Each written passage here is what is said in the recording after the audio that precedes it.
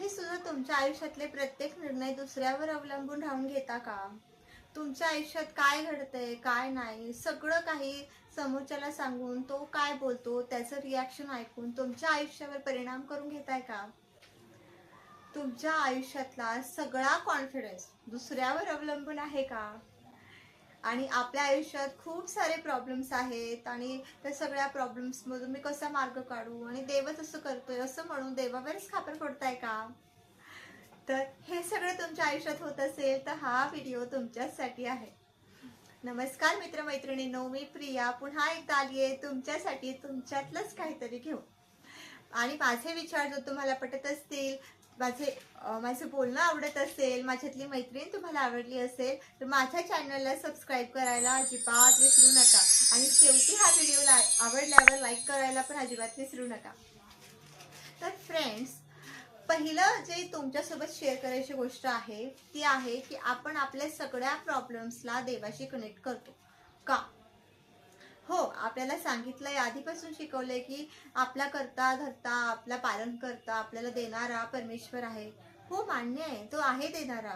पण तो काही रिकामटेकडा नाहीये ना की प्रत्येक वेळेस आपला एक एक प्रॉब्लेम ऐकत बसेल आणि प्रत्येक प्रॉब्लेमवर आपलं सोल्युशन देत बसेल. नाही ना. आणि कधी विचार केलाय का की आपल्या आयुष्यात खूप सारे प्रॉब्लेम्स आहेत, देवाला आपण काहीतरी मागितलं आणि देवाने दिलं नाही, आपण रुसून बसलोय आणि नंतर त्यापेक्षाही जास्त आपल्याला भेटलंय, असं कधी झालंय का? तर हेच तर त्या प्रश्नाचं उत्तर आहे ना. जेव्हा तो देतो ना आपल्याला, तो भरभरून देतो, खूप देतो, त्याचं सीमा खूप आहे, अमाप देतो आपल्याला. आणि ते आपण विचार नाही करू शकत की तू किती देणार आहे. आपण थोडं मागतो, तो खूप देतो. ते म्हणतात ना, आंधळा मागतो एक डोळा आणि देव देतो दोन, अशातली परिस्थिती होते. म्हणून देवाकडे मागण्या व्यतिरिक्त देवाला असं सांगा की देवा, मला ते दे जे माझ्यासाठी योग्य आहे, मला तेव्हा दे जेव्हा ती वेळ येईल. आणि एक गोष्ट सांगू का मित्रमंडळी, वेळ आणि नशीब एक गमतीशीर बाब आहे. ती जेव्हा येते ना, सगळं काही बदलून टाकते. आणि त्यासाठी आपल्याला खूप साऱ्या संयमाची गरज आहे, पेशन्सची गरज आहे. थोडा संयम ठेवा, थोडी वाट बघा, सगळं काही आपल्या मनासारखं होईल. आणि खूप सारे संघर्ष येतोय आपल्या आयुष्यामध्ये, खूप सारे प्रॉब्लेम्स येत आहे आयुष्यामध्ये, असं तुम्हालाही वाटतंय का? मग तुम्ही स्पेशल आहात. असं का? तुम्ही म्हणत असाल माझ्या आयुष्यात खूप सारे प्रॉब्लेम्स आहेत आणि खूप सारं टेन्शन आहे आणि तू मला म्हणतेस की मी खूप लकी आहे, हाऊ इज इट पॉसिबल? तर फ्रेंड्स, मला सांगा, आयत खाऊ व्यक्ती त्याला सगळं आरामात भेटलंय, त्याला त्याची मजा येते का हो? त्याचं रोजचं रुटीन आहे, हे काय मस्त बँक बॅलन्स आहे, कार्ड स्वॅप केलं, मस्त भारीतले कपडे घेतले वगैरे वगैरे, त्याचं आयुष्य मस्त चालू आहे. हॉटेलमध्ये गेलो, मस्तपैकी खाल्लं वगैरे, काहीच टेन्शन नाही, खूप सारा पैसा आहे, खूप मस्त आयुष्य, लक्झरियस आयुष्य आहे.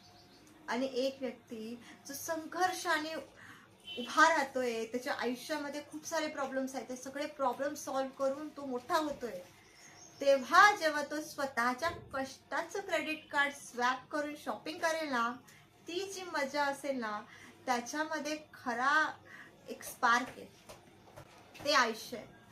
त्या परमेश्वराचे आपण लाडके आहोत म्हणून तो आपल्या आयुष्यामध्ये प्रॉब्लेम्स येतोय. त्याला माहिती आहे की तुमच्यामध्ये ती ॲबिलिटी आहे की तुम्ही हे सगळे प्रॉब्लेम्स असे क्लिअर कराल.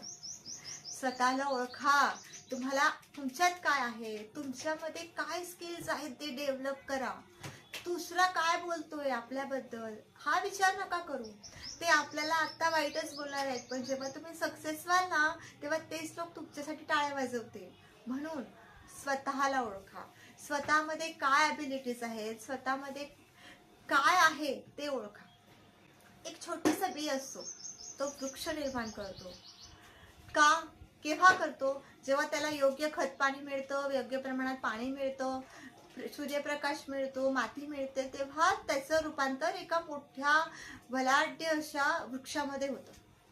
त्याचप्रमाणे एका लहानशा मुलाला किंवा एखाद्या माणसाला जेव्हा त्याच्यामध्ये काय आहे हे स्किल्स त्याला कळतील आणि त्या स्किल्स तो डेव्हलप करेल, शिकेल, तेव्हा तो माणूस घडेल. जेव्हा तो स्वतःचा आत्मविश्वास वाढवेल, तेव्हा तो माणूस घडेल. जर तुम्हाला ती उंची मिळवायची असेल, तो कॉन्फिडन्स लेवल तुमचं क्रिएट करायचं असेल तर तुम्हाला ते खतपाणी स्वतः घालावं लागेल. त्यासाठी तुम्हाला पहिले तर देवाला प्रत्येक वेळेस ब्लेम करणं सोडा. दुसरं, प्रत्येक निर्णय दुसऱ्याच्या मताप्रमाणे घेऊ नका. स्वतःला आधी विचारा की मला पटतंय का, माझ्या मनाला हे पटलंय का, माझी बुद्धीची क्षमता आहे का ते करण्याचं, तेव्हा करा. तिसरं म्हणजे स्वतःच्या ॲबिलिटीज ओळखा. तुम्हाला काय आवडतं, तुम्हाला काय येतं, तुम्ही काय करू शकता हे ओळखा.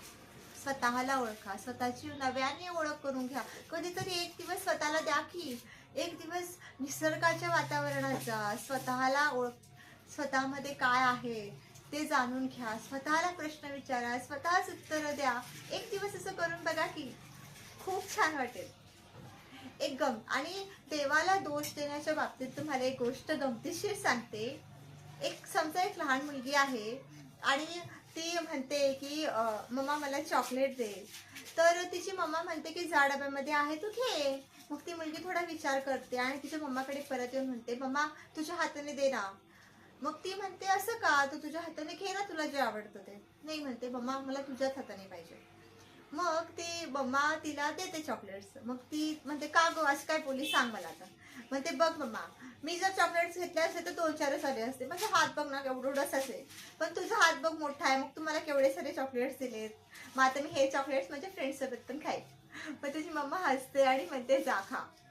मग ही छोटीशी गोष्ट आहे पण शिकण्यासारखं खूप काही आहे. कारण आपल्याला जेव्हा देव देतो ना तेव्हा असंच भरभरून देतो, खूप देतो. त्याचा हात खूप मोठा आहे, म्हणून आपल्या हाताने मागण्यापेक्षा त्याच्या हाताने घ्या, तेव्हा तुम्ही जास्त खुश राहाल. त्याच्यावर विश्वास ठेवा, त्याचं ऐका, वेळ येऊ द्या, पेशन्स ठेवा, स्वतःला तोपर्यंत ओळखा ना, संघर्ष करा.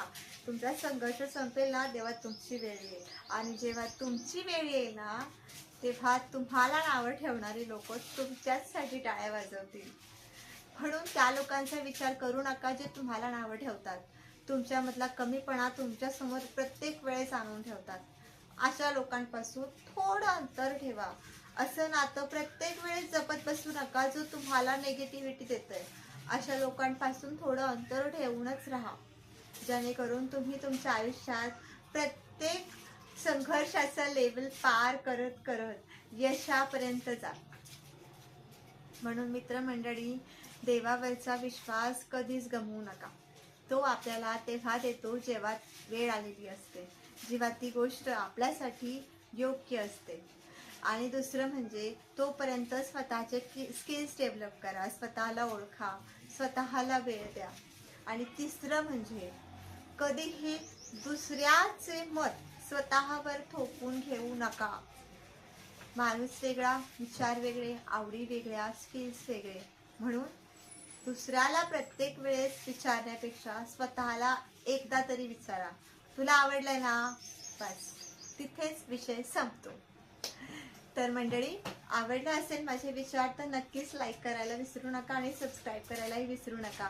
तुमचं एक सबस्क्रिप्शन माझा कॉन्फिडन्स लेवल नक्कीच वाढवतो. Thank you so much for watching.